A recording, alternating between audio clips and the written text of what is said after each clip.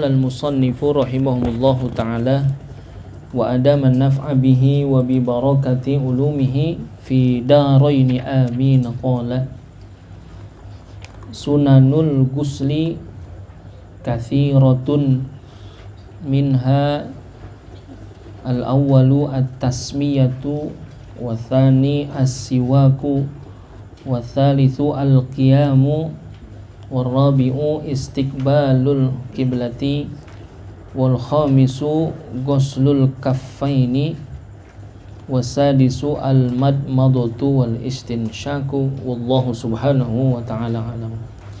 Hadirin jamaah sekalian yang saya muliakan dan mudah-mudahan selalu dimuliakan oleh Allah subhanahu wa ta'ala. Alhamdulillah pada kesempatan malam hari ini kita masih diberikan banyak nikmat oleh Allah subhanahu wa ta'ala sehingga masih bisa beraktivitas. Mudah-mudahan seluruh aktivitas kita bisa mengandung nilai ibadah di sisi Allah subhanahu wa ta'ala. Kita lanjutkan bacaan kita. Masih bicara tentang mandi, masuk dalam pembahasan sunanul gusli, sunnah mandi. Jamak dari kata sunnah itu sunan, sunanul gusli. Orang kalau bicara sunnah gitu kadang-kadang nganggap remeh gitu. Itu mendasaran sunnah kan gitu. Padahal bicara sunnah itu kalau dalam mendukung hal-hal yang wajib itu luar biasa utama gitu. Nanti dalam pengertian sunnah itu kan wa ma yuthabu fa'iluhu wa la yu'aqabu tarikuhu gitu. Sunnah itu kalau kita kerjain dapat pahala, kalau ditinggalin nggak dapat dosa memang. Itu kita yang sunnah-sunnah ini kita nggak kerjain nggak dosa. Kalau kita kerjain dapat pahala. Cuman kalau bicara Imam Syafi'i, hal-hal yang sunnah itu kalau bisa jangan sampai ditinggal dalam hal apapun gitu. Dalam ibadah ya, dalam wudu, mandi, sholat dan lain sebagainya. Kalau di dalamnya ada hal-hal yang sunnah, jangan ditinggal. Karena perkara yang sunnah itu memiliki keutamaan ya, bahkan nanti kalau dalam kaidah usul fiqh tarkus sunnah karohah jadinya. Ninggalin hal-hal yang sunnah sama seperti ketika kita ngerjain hal-hal yang makruh. Padahal kita gak ngerjain yang makruh tuh. Kita kagak ngerjain hal-hal yang makruh. Tapi karena ninggalin hal-hal yang sunnah, hukumnya sama seperti orang yang mengerjakan hal-hal yang makruh. Sama seperti ketika wajib sama haram kan gitu. Ketika kita ngerjain yang wajib dapat pahala, ketika kita tinggalin sama aja seperti ngerjain yang haram. Ngapa? Dapat dosa. Itu. Jadi hal-hal yang sunnah jangan dianggap remeh gitu. Ada penekanan bahkan oleh Imam Syafi'i ketika kita mengerjakan hal-hal yang sunnah ya, semangatin diri kita sama seperti kayak ngerjain hal yang wajib itu. Jadi di sini pakai kata-kata sunanul gusli berarti apa? Banyak. Sunnah mandi itu banyak sekali. Di sini disebutkan kathiratun. Ya banyak. Minha, adapun di antaranya. Jadi kalau saking banyaknya ya nanti menyebutkannya mungkin ada yang utama-utama saja. Maka disebutnya minha, di antaranya. Apa yang pertama? At-tasmiyatu ya. Tasmiyah tuh, bismillah. Ini kesunahannya ya seluruh kegiatan itu sunnahnya afdolnya diawali dengan bismillah. Kullu amrin dzibalin la yubda'u bi bismillahirrahmanirrahim bahwa abtar ay aqta ya, terputus ya. Jadi diawali dengan bismillah. At-tasmiyah. Ya dibiasain tuh ya. Apapun yang kita lakukan awali dengan bismillah ya, ternyata banyak fadilahnya, banyak manfaatnya yang bisa jadi bukan secara zahir itu, secara sir itu. Jadi kadang-kadang kita lupa gitu, urusan bismillah aja sampai lupa gitu. Padahal banyak rahasia gitu, fadilah yang Allah berikan kepada kita ketika kita selalu memulai ya aktivitas kita itu dengan membaca bismillah. Ada satu riwayat ya, bismillah itu menjadi amalan yang luar biasa. Itu dalam Uqudul Jen tuh, di awal muqaddimah Uqudul Jen ada seorang istri ya, yang setiap hari zikirnya itu zikir bismillah tuh. Ya, kurang lebih ya disebutkan dalam riwayat dia baca 200 kali. Ya, selalu dia baca tuh. Bismillahirrahmanirrahim. Itu sampai 200 kali, selalu. Tetapi selebihnya ya pokoknya seluruh aktivitasnya itu diawali dengan bismillah ya, bismillahirrahmanirrahim. Dengan keyakinannya gitu. Karena memang ya ada perintah dari Nabi untuk senantiasa mengawali setiap pekerjaan kita dengan bismillah. Itu dibaca tuh sama seorang perempuan ya. Ternyata si perempuan ini bersuamikan orang yang zalim. Ya, suaminya suami yang zalim, nggak baik gitu. Suaminya kurang baik lah gitu. Perangainya kurang bagus. Dikit-dikit mencari-cari kesalahan istrinya terus gitu. Nah, satu hari si suami ini pengen ngerjain gitu. Ngerjain bininya dikerjain. Dia pulang bawa sekantung uang emas, sekantung uang emas. Nah, sekantung uang emas itu dikasih tuh ke istrinya. Nih, tolong kamu simpen, saya titip ke kamu, nanti ketika aku butuhkan ini harus ada kan gitu. Ya karena emang istrinya istri yang solehah gitu. Ya disimpan itu kantong, ditaruh di lemari, ya ditutup lah. Nah ini suaminya dari jauh ngintip, lihat di situ naruhnya. Udah disimpan, diambil lagi sama suaminya, dilemparin ke dalam sumur gitu. Dia pengen menuduh bahwasanya istrinya itu adalah istri yang tidak baik, tidak bisa menjaga amanah. Udah lemparin tuh ke dalam sumur. Nah selang beberapa hari suaminya datang lagi, mana kemarin uang yang aku kasih. Nah istrinya jalan tuh ke lemari. Ini dalam hatinya si suaminya udah gegares loh, udah kagak ada duitnya. Padahal ketika dia jalan ya, itu dia emang selalu bismillahirrahmanirrahim, zikirnya selalu dia baca bismillah. Itu dalam riwayat Allah turunkan malaikat Jibril alaihissalam masuk ke dalam sumur, itu ngambil itu kantong uang emas tadi, diambil, ditaruh lagi di tempat semula tanpa basah, tanpa kotor, udah ditaruh lagi. Ketika diambil ada. Ketika itu dikasih kepada suaminya, itu suaminya terheran-heran, terkaget-kaget, ya bingung, kok bisa ada gitu. Akhirnya si suami itu taubat, ya si suaminya taubat kepada Allah Subhanahu Wa Taala. Dia meminta maaf kepada istrinya karena selama ini dia punya perangai yang buruk, gitu. Akhirnya uangnya ada utuh, nggak kemana-mana tuh. Dalam disitu disebutkan karena Karena fadilah bismillah yang luar biasa, ya kadang-kadang kita nganggap remeh. Walaupun hanya tibang bismillah, ternyata punya fadilah yang sangat luar biasa gitu, dengan membaca bismillah. Ya kalau bisa ya seluruh aspek kehidupan kita ya jangan lepas daripada bismillah. Kita lihat tadi seorang perempuan soleh itu, dia selalu membaca bismillah, ternyata dapat fadilah yang luar biasa. Coba kira-kira kalau dia itu nggak nemu, duitnya nggak ada tuh, udah pasti tuh suaminya ngapain? Ya mencaci maki dan lain sebagainya, nggak bisa memelihara amanah dan lain sebagainya. Tapi karena fadilah bismillah, Allah turunkan pertolongan. Ya tapi kita jangan berharap baca bismillah tiap hari dapat duit sekantong emas aja, jangan harapan itu. Harapannya turun fadilah yang Allah kasih kepada kita yang kita nggak duga-duga itu. Jadi ini menjadi sunnah yang pertama tuh, at-tasmiyah, ya, selalu dibaca. Wathani as-siwaku, ya, siwak, ya bersiwak, ya, bersihin mulut, ya bersiwak. Kalau sekarang mungkin udah langka gitu.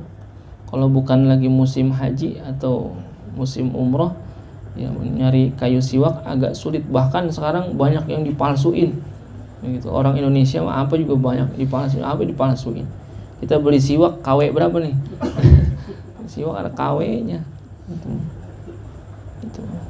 Tapi dalam fikih disebutkan bersiwak itu boleh dengan Bikulli khashanin, dengan apapun yang keset boleh kan gitu. Cuman memang ada kesunahannya memang dengan kayu siwak gitu ya. Kalau dulu masih kecil mandi di kali pakai apa, pinang itu, pinang dibakar digerus sampai hitam, itu bakal apa, bersihin gigi kan gitu. Alang-alang gitu ya, Bang Meeting kalau mandi kali pakai alang-alang tuh boleh aja kan gitu. Tapi yang penting bikul li khasyanin ya. Kalau kita sekarang sikat gigi gimana? Apakah itu masuk di dalam bersiwak? Ya. Hakikatnya bersiwak itu memang kesunahannya dengan kayu siwak. Akan tetapi ketika kita gosok gigi, prinsipnya adalah membersihkan mulut, dapat juga sunahnya gitu. Jadi bukan hanya bismillah tapi juga apa? Membersihkan mulut itu dengan bersiwak. Wa tsalitsu al-qiyamu. Ya. Yang ketiga itu berdiri. Sunahnya mandi itu diri, ya berdiri. Karena apa? Lebih menjamin akan ratanya seluruh bagian yang ada di tubuh kita kena air, gitu ya. Kalau jongkok kan belipet, ya kan? Jongkok belipet. Jadi usahakan berdiri tuh, berdiri. Kadang kita mandi ya di bak gitu ya, mandi di bak ya jongkok lah tuh. Cuman memang afdolnya ya. Ini kan bicaranya kita lagi ngomongin sunanul gusli, maksudnya sunnah-sunnah mandi di dalam mandi wajib itu, atau mandi sunnah yang hakikatnya seluruh anggota tubuh kita nggak boleh ada yang terlewat daripada kena air itu. Makanya al-qiyamu di sini menjadi sunnah karena ada jaminan gitu, ketika dia mandi dalam keadaan berdiri itu apa? Seluruh anggota tubuhnya kena air, lebih memudahkan itu berdiri. Warabi'u yang keempat, dirinya juga apa? Istiqbalul kiblah, menghadap kiblat. Afdolnya ya kita lihat juga ya, kalau misalkan showernya ada di belah mana? Ya, misalkan showernya ada di belah Bekulon, ya, tembok ya gitu. Atau di belah sono, belah wetan, kita ngadepin shower ya kan, melakangin kiblat. Apa kudu kita bobok itu kita pindahin showernya? Ya nggak usah gitu. Kalau sekira menyusahkan nggak usah kan gitu. Jadi istiqbalul kiblah itu menjadi apa? Sunnah itu, menghadap kiblat. Jadi kalau kita mandi dengan bismillah, dengan bersiwak, dengan berdiri, lalu dengan menghadap kiblat, itu ada tambahan pahala yang Allah kasih kepada kita. Karena apa? Mengerjakan hal-hal yang sunnah gitu. Itu istiqbalul kiblah, menghadap ke arah kiblat ya. Kalau bisa emang jangan membelakang itu jangan membelakangi kiblat gitu. Kalau memungkinkan itu ya.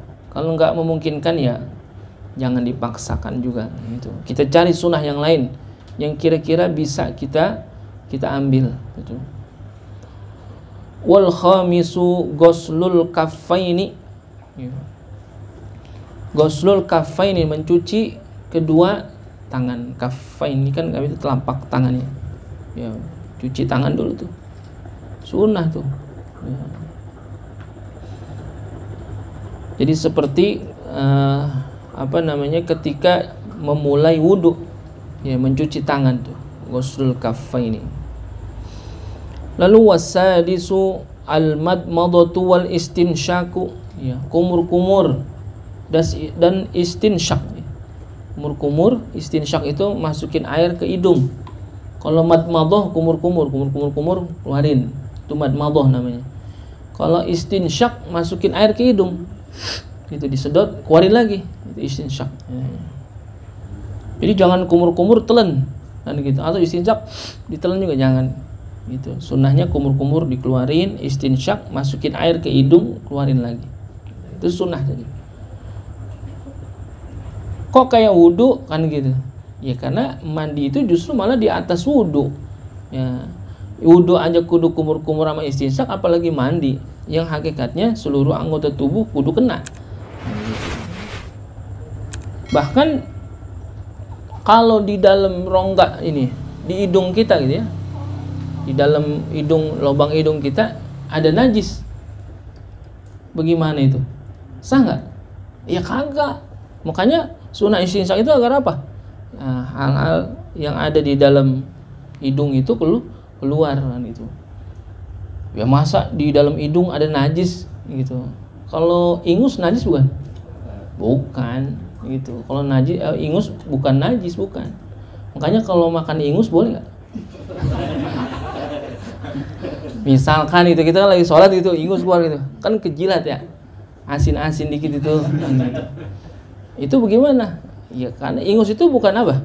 Bukan najis gitu. Jadi boleh. Ya tapi ingus bukan buat diminum, bukan. Andai kata keminum kan gitu. Kalau di dalam hidung. Nah, kalau misalkan bercampur dengan najis, misalkan datangnya dari luar gitu, di dalam rongga hidung kita masih ada, itu nggak boleh. Makanya kudu apa? Madmadhah dan istinsyak. Keluarin dulu tuh, bersihin. Wasabi'u ayyabula qoblal gusli in kana min khurujil mani. Ya. Yang ketujuh sunnahnya apa? Kencing. Jadi sebelum mandi disunahkan kita ngapain? Kencing dulu tuh. Apa? Kalau qoblal in kana min khurujil mani. Jikalau dia mandinya itu gara-gara keluar mani. Itu fungsinya apa nih kencing? Liyakhruja ma baqiya minal manil maujudi fi qasbatidz dzakar. Jadi kalau kita disunahkan kencing dulu ya, keluar mani pengen mandi, kencing dulu tuh sunahnya. Guna mengeluarkannya, liyakhruja ma baqiya minal mani. Untuk mengeluarkan sisa-sisa air mani itu. Al-maujudi fi qasbatidz dzakar, yang masih ada di ujung zakar. Itu emang apa? Emang udah dipastikan itu masih ada. Itu orang kalau keluar mani ya, makanya sunnahnya kencing dulu, ngeluarin dulu tuh. Tapi kalau misalkan ketika dia keluar mani lalu dia mau mandi hadas, dia kagak kencing dulu, kira-kira mandinya sah gak? Sah saja. Jadi kalau misalkan disebutnya dia kencing dulu itu ngapain? Sunnah saja. Jadi falau lam yabul tsumma gtasala. Kalau dia belum kencing lalu dia tetap ngapain? Mandi. Ya, pokoknya mandi, niat mandi janabat. Ya, karena habis keluar mani. Fa ghusluhu shahihun, maka mandinya tetap sah. Nah, tapi memang afdolnya apa? Kencing dulu gitu.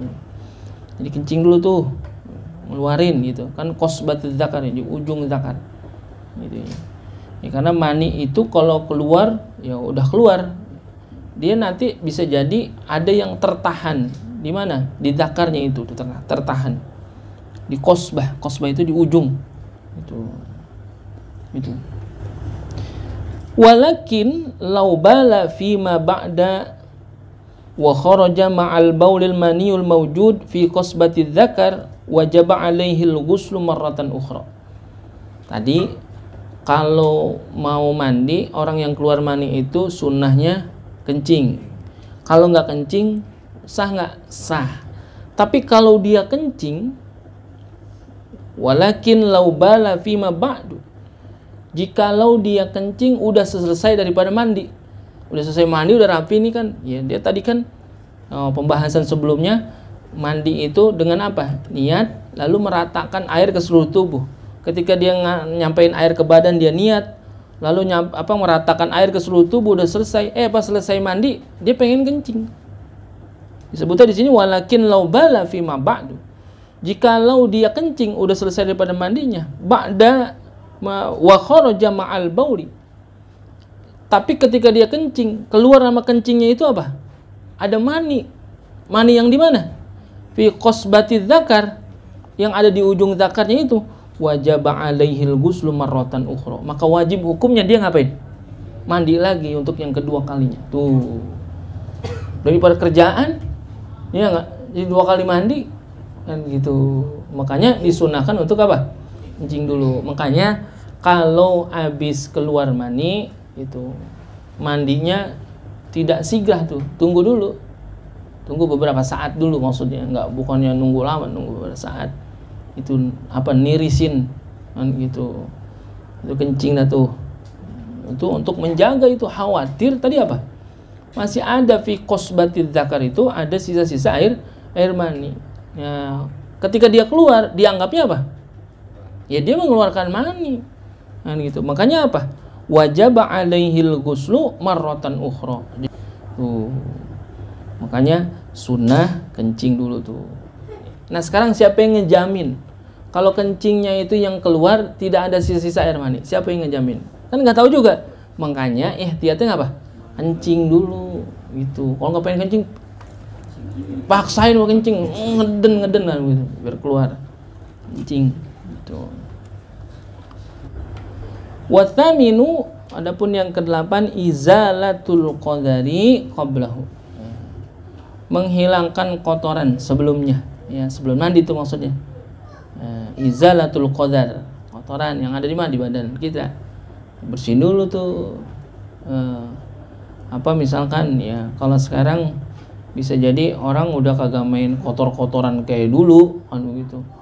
Oh, ceritanya orang dulu kan apa namanya, getah itu banyak di dalam kitab-kitab fikih, seperti dalam Irsyadul Anam fi tarjamati arkanil Islam, itu Syed Utsman bin Abdullah bin Aqil bin Yahya al-Alawi menyebutkan salah satu yang bisa menghalangi itu apa, getah ya, getah atau sisik ikan. Orang dulu kan apa, taniannya apa, masih punya empang dan sebagainya, itu bersihin dulu tuh kotorannya, khawatir ya kotoran itu bercampur dengan apa namanya, satu zat yang menghalangi daripada air itu sampai ke badan kita gitu.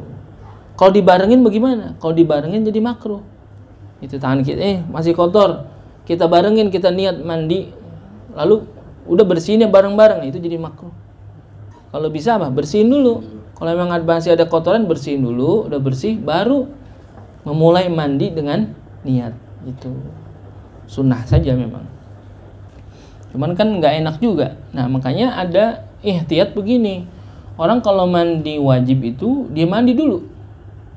Dia mandi untuk ngilangin apa? Kotoran, mandi aja udah.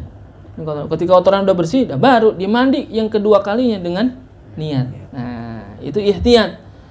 Karena dia khawatir itu tadi ya, di badannya ada yang kotoran yang nempel yang sulit untuk dihilangkan, makanya dia mandi dulu tuh. Kayak sabun yang bersih, ya udah. Kedua kalinya baru dia ngapain? Niat mandi dengan niat tadi. Itu. Boleh juga seperti itu. Lalu wattasi'u al-wudu'u qablahu au ba'dahu au athna'uhu, yakni berwudu sebelumnya, wudu dulu, wudu tuh, wudunya wudu sunnah itu, au ba'dahu atau wudu sesudahnya boleh juga, au athna'uhu atau di pertengahan boleh tuh. Dia udah niat untuk mandi, di pertengahan dia ingat, oh iya belum wudu, dia wudu di pertengahan, boleh, dapat kesunahannya. Atau bisa jadi di awal dia kagak wudu, di pertengahan juga nggak inget, udah selesai mandi baru inget apa? Oh iya belum wudu tadi, wudu dia, boleh juga, sunnah tuh. Jadi kalau misalkan wudunya ini wudu sunnah gitu, lah kan dia punya hadas besar, ngapain dia wudu? Wudu kan nggak mungkin mengangkat hukum hadas besar. Wudunya ini bukan untuk mengangkat hadas, tapi wudunya karena sunnah ya, untuk mengawali mandi itu. Wal 'ashiru ta'ahudul ma'atifi ay al amakinul lati yuhsha adamu wusulil ma'i ilaiha. Yang ke-10, ta'ahudul ma'atif ya. Memberikan penekanan kemana? Ma'atif, ke bagian anggota tubuh yang berlipat itu. Ai al-amakinul lati yuhsha adamu wusulil ma'i ilaiha, yakni tempat-tempat di mana ada kesulitan ya, untuk sampainya air itu ke sana. Gitu, di lepitan-lepitan apa? Badan dan gitu. Jadi perut dan gitu kan, itu termasuk apa? Lepitan juga tuh. Ya. Lepitan-lepitan yang ada di anggota tubuh kita itu seperti apa? Kal ibtaini, dua ketiak ya, ketek tuh. Jadi di situ harus ada ta'ahud ya. Ya, ada perlakuan khusus, artinya benar-benar dibasuh, jangan sampai ada yang ketinggalan tuh lepitan-lepitannya itu, ibtain itu. Apalagi misalkan ada orang yang pakai apa ya, kalau diketek makanya apa itu ya, deodoran kan gitu, karena itu zat kimia kan gitu ya. Makanya sebelum mandi apa, bersihin dulu tuh ya, pakai sabun atau pakai apalah, kan ibtain. Atau ma'atifil batni ya, lepitan-lepitan di mana, perut ya, karena gajinya gede ya, makanya perutnya beli betul gaji apa gaji itu lemak gitu ya. Ma'atifil batni itu lepitan ya, ada emang itu orang yang gemuk yang luar biasa apa ya, lepitannya benar-benar berlepit itu agak susah emang itu. Atau wal udunain ya, dua telinga tuh kan, di sini ada banyak lekukan ya, kelepitan dari telinga. Atau wama bainal fakhidain, di antara dua paha. Nah, apa tuh? Selangkangan. Iya, selangkangan tuh, dua paha. Atau wama baina ilyataini, atau di antara dua ilyataini. Apa ilyataini? Biji. Iya, siapa tahu bijinya belepit kan begitu. Bukan jorok ya. Kalau ngomongin fikih bukan jorok kan gitu. Ya kan, siapa tahu belepit di situ dia. Jadi ta'ahudul ma'atif itu perlu ada perlakuan khusus tuh. Ya, ditekankan basuhannya, jangan sampai ada yang ketinggalan tuh. Di mana, di ketiak, lalu telinga, selangkangan itu, atau di mana tuh? Ya di apa namanya, antara betis dan paha itu kan. Itu, atau di sela-sela jari gitu. Khawatir nggak masuk air. Lalu yang ke-11 takhlilus sya'ri ya, takhlil ya, pakai kha nih, takhlil itu nyela-nyelain apa? Rambut ya, sya'ar. Itu kalau bisa, apalagi yang rambutnya gondrong, nah, itu di sela-sela memastikan gitu ya, betul-betul air itu sampai kemana, ke anggota tubuh, sampai kemana, ke kulit kepala gitu. Lalu kalau yang botak sunnah nggak? Itu takhlilus sya'ri. Yang rambutnya kagak, apa yang ditakhlil kan gitu. Ya, sebagai kesunahannya boleh juga. Tetapi ada apa namanya, penekanan kepada orang-orang yang apa, rambutnya agak tebal kan gitu. Takhlilus sya'ri. Lalu yang ke-12 ad-dalku. Dalku itu kalau mandi jangan dibiarkan air itu ngalir begitu aja. Ad-dalku itu ngapain? Gosok. Ya, digosokin tuh, diusapin. Itu walaupun kita yakin ketika air nyampe ke badan kita itu udah cukup. Tapi apa? Ya, dengan ad-dalku itu memastikan bahwasanya air itu betul-betul kena seluruh ke anggota badan kita. Ad-dalku. Usapin. Itu jangan sampai ada yang ketinggalan tuh. Apalagi kalau kulitnya apa? Kusi, apa kusi? Saking keringnya, kan gitu. Air sampai kalis di situ, kan gitu. Saking keringnya kusi. Nah, gitu diusap tuh. Ad-dalku. Ad-dalku. Lalu yang ke-13 at-tayamun. Tayamun itu mendahulukan yang kanan. Itu utamakan yang kanan dulu, dahulukan yang kanan.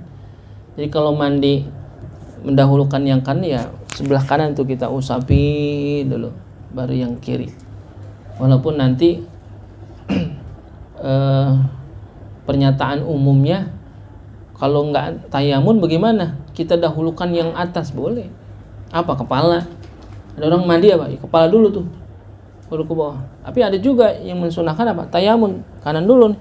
Tangan kanan, seluruh bagian kanan gitu, baru pindah ke kiri. Tapi ini enggak ke kanan atau enggak kiri, langsung aja dari pala dibasahin, boleh nggak? Boleh, jadi masalah. Karena prinsipnya ta'mimul badani bil ma'i itu. Jadi mandi itu yang menjadi rukunnya adalah meratakan air ke seluruh anggota badan. Ya boleh dari bawah, boleh dari atas, boleh juga.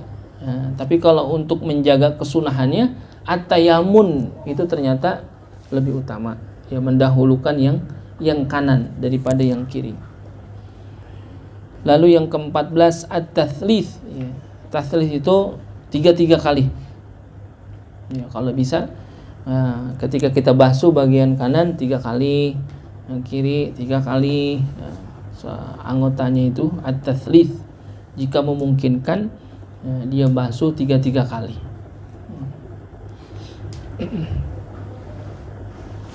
Lalu yang ke-15 al-muwalatu. Mualah tuh berkesinambungan, nyambung.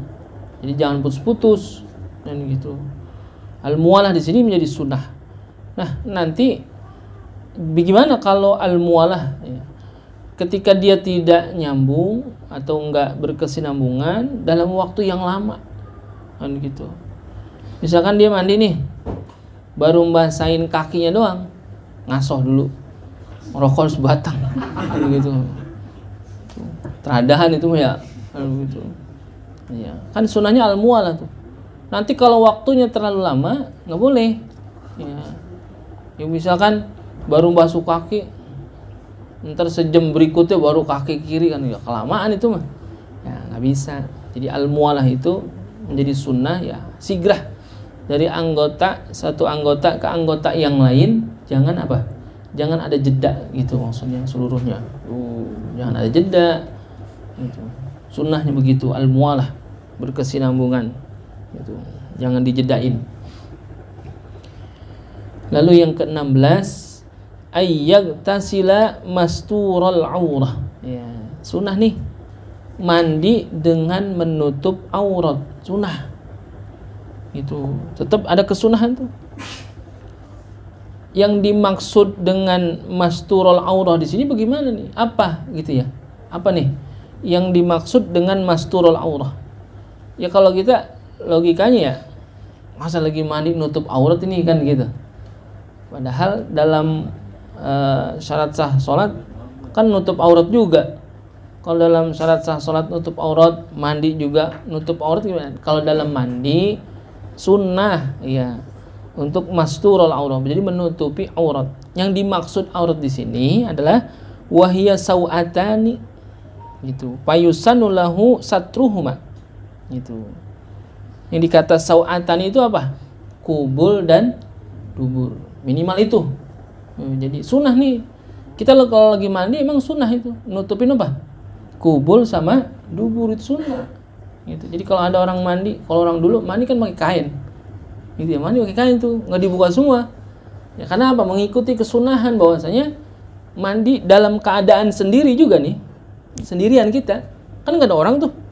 Itu tetap masih ada kesunahan nutup aurat. Auratnya yang ditutup yang mana? Sau'atani, yaitu apa? Kubul dan dubur. Jadi mandi juga kagak telanjang bulat.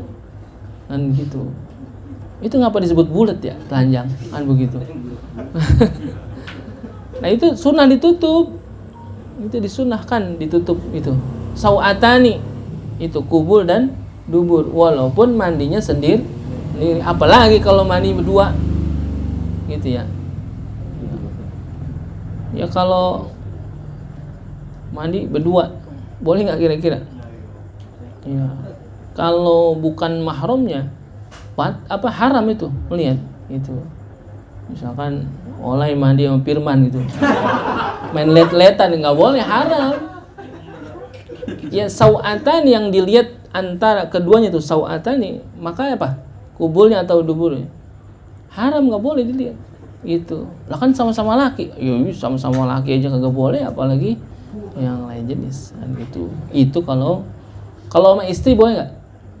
Boleh. Kalau sama istri boleh kan justru. Gitu.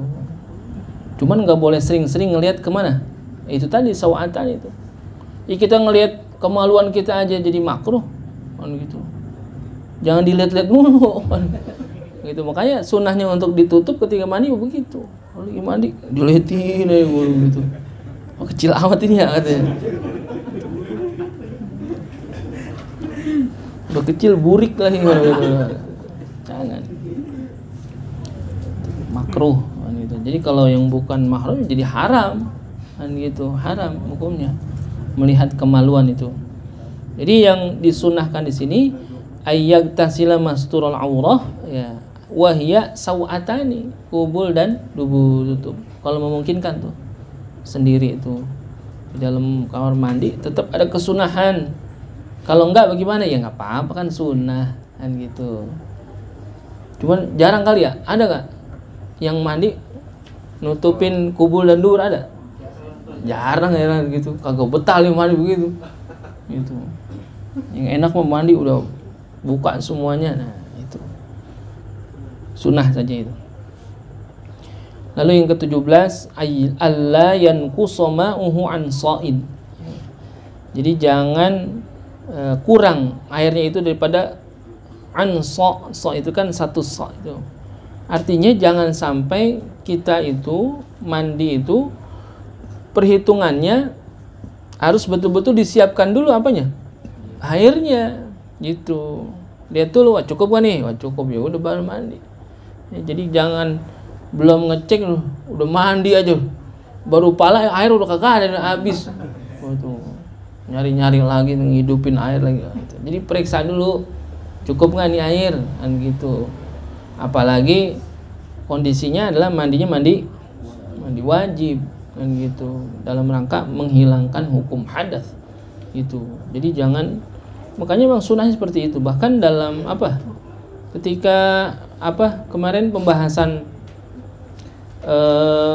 buang hajat gitu ya, untuk istinja kesunahannya untuk ngapain? Sebelum kita buang hajat, apanya dulu? Airnya dulu cari kan gitu. Kalau misalkan istinjanya bukan dengan air, apanya? Batunya dulu cari batu dulu, udah nemu batu baru hajatnya dibuang. Ini maka gak buang hajat itu baru nyari batu, kayak kepet itu bletengan kemana-mana gitu. Jadi sunahnya begitu. Jadi udah siap nih airnya, wah nih siap cukup nih buat mandi. Nah itu. Jadi alla yanqusa ma'uhu an sha'in gitu. Yang terakhir ya, yang ke-18 kesunahan mandi itu adalah ayyagtasila fi mahallin la yanaluhu fihi rashash ya. Jadi mandinya itu di tempat yang sekira-kira enggak rashash itu kan pantulan. Ya, jadi jangan sampai ada air ketika kita mandi ada percikan itu, mantul lagi, kebalik lagi. Kan gitu. Jadi kita sesuaikanlah tempatnya kan gitu. Ya, jadi jangan kita mandi ternyata bekas mandi kita itu ya pantulannya kena kita lagi gitu. Jadi afdolnya begitu untuk menjaga kebersihannya. Jadi jangan mandi gitu di tempat yang bisa jadi ada mercik lagi gitu air. Itu sunnah saja. Tapi dalam hal ini untuk menjaga kebersihannya ya tetap harus dijaga tuh sunnahannya. Mungkin bisa jadi nih dari sekian sunnah ini ya, 18 ini yang disebutkan di sini, sebetulnya lebih banyak lagi sunnah-sunnah itu, tetapi disebutkan di sini yang afdol ini yang 18 ini. Kira-kira dari yang 18 ini sunnah yang mana yang udah kita praktekin gitu ketika mandi wajib? Bisa jadi kita ingat bismillahnya doang tuh. Bismillah udah jadi dah, jadi memang sah. Tapi ada sunnah-sunnah yang mesti kita perhatikan di dalam pelaksanaan mandi ya, mandi janabah ya. Itu mandi-mandi yang hukumnya wajib atau hukumnya sunnah tuh. Yang hukumnya sunnah juga kan sama juga, meratakan juga kan gitu. Kayak mandi sholat Jumat itu atau sholat 2 hari raya itu kan kesunahannya sama seperti mandi wajib. Yang membedakan apanya? Niatnya gitu. Kalau mandi wajib ya memang wajib niatnya karena memang mengangkat hukum hadas. Ya. Tetapi sunnah-sunnahnya harus dibawa juga buat kesempurnaan itu. Jadi ayyagtasila fi mahallin la yanaluhu fihi ar-rasyas. Al-kaifiyatu al-masnunatu lil ghusli wallahu subhanahu wa ta'ala alam. Mungkin ada pertanyaan yang belum jelas, silakan.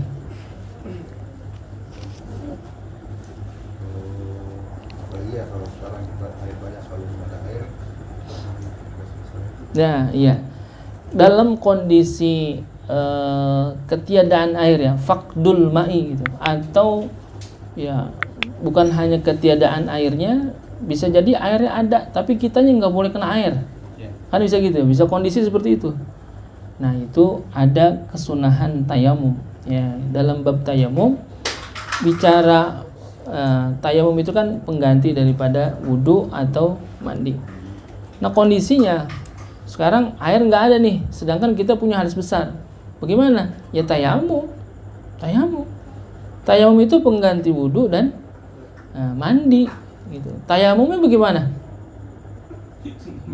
Iya kan itu.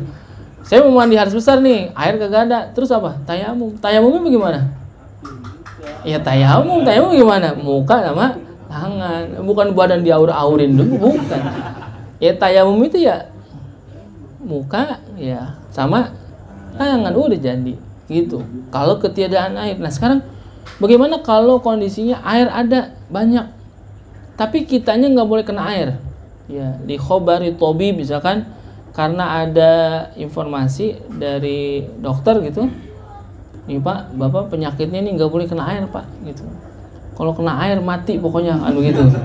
Nah, itu bagaimana? Sedangkan dia punya hadas besar, ya tayamum gitu. Yang ditayamumin muka sama tangan, itu kondisinya tayamum gitu. Karena tayamum itu adalah pengganti ya. Jadi ketika faqdul ma'i ya, ketiadaan air, atau air ada ya kan, dalam bab awal itu udah kita ceritain, air ada tapi kalau kita pakai bakal mandi atau bakal wudhu, ternyata bakal minum kagak ada gitu ya. Jadi aus kan gitu. Yang aus siapa? Gitu ya. Kalau yang aus adalah orang-orang yang beriman, kasih minum dia. Kita jangan wudhu, jangan mandi, kasih minum. Tapi kalau yang keausan tarikus sholat, orang yang meninggalkan sholat, biarin dia mati keausan, gitu kan? Itu kan kondisinya begitu kan? Jadi kalau ada orang keausan, sedangkan kita punya air kita bakal wudhu atau bakal mandi. Kalau kita kasih dia minum, kita nggak bisa wudhu atau nggak bisa mandi. Jadi bagaimana? Tergantung yang kita kasih minum siapa. Ya, dalam fikih, kalau yang keausan itu siapa? Tarikus sholat, orang yang meninggalkan sholat, biarin dia keausan. Kata Nabi itu begitu. Saking dahsyatnya apa? Dosa orang yang meninggalkan sholat itu. Tarikus sholat artinya orang yang hobi. Yang hobinya apa? Kagak jarang buat sembahyang kan begitu. Ya, mukanya cerumus, memang nggak pernah kena air sembahyang gitu. Itu bagaimana? Biarin keausan. Airnya kita tetap pakai apa? Buat wudhu atau mandi kan gitu. Anjing aja masih kita kasih minum. Kalau ketemu anjing nih, terus ada orang yang meninggalkan sholat sama anjing, mana yang kita kasih minum? Anjing kan gitu. Berarti muliaan anjing dong. Nggak usah ditanya dah, jawab aja gimana kan gitu. Jadi kalau ketiadaan air, tayamumnya apa? Untuk mengganti itu sama niat itu kan, listibahati sholat ya. Dia tayamum untuk ngapain? Untuk kebolehan sholat. Nah sekarang dia masih punya hadas besar kan belum keangkat. Hukum hadas besar itu hanya bisa terangkat dengan apa? Mandi. Kalau tayamum nggak mengangkat hukum hadas besar. Tayamum itu untuk ngapain? Membolehkan dia untuk sholat. Makanya dalam niat tayamum itu ada apa? Listibahatis sholat. Jadi kebolehan untuk mengerjakan sholat gitu. Ya nanti kalau ketemu air, ya mandi dia, mandi lagi tuh. Jadi karena ketiadaan air atau karena dia nggak boleh kena air gitu, bisa jadi itu. Atau air ada tapi nggak cukup gitu. Atau dalam bab tayamum kan air ada, pancoran, wah air banyak dah, cuman pancorannya dijagain sama apa? Macan Kalau kita sono khawatir apa? Iya, ya namanya macan. Kalau pasti kita insting kita udah bicara kalau deketin binatang buas pasti jadi terekam atau lain sebagainya. Itu. Bahkan dulu ada riwayat ada sebuah mata air yang dijaga bukan sama binatang buas, tapi dijaga oleh apa? Jin. Gitu. Jin itu galak. Kan gitu. Suka mengganggu. Orang-orang jadi pada takut tuh. Akhirnya bagaimana? Pada tayamum. Gitu. Makanya kalau di mana-mana kita jangan sembarangan begitu. Ngencing kan ada adabnya, ngencing jangan sembarangan. Di tempat dia mangrove kita kencingin. Nah, itu bahaya. Jadi begitu ya. Jadi kalau misalkan nggak ada air, ya bagaimana? Ya tayamum. Nah, tayamum itu kan wudu atau mandi. Nggak bisa. Ya tayamum, dua-duanya dengan tayamum itu. Tayamum bagaimana? Ya tayamum muka sama tangan itu. Kalau tayamum pengganti wudu iya bisa. Kalau buat mandi bagaimana? Ya sama begitu juga. Bukan ngawur-ngawurin debu ke badan begitu, bukan. Itu.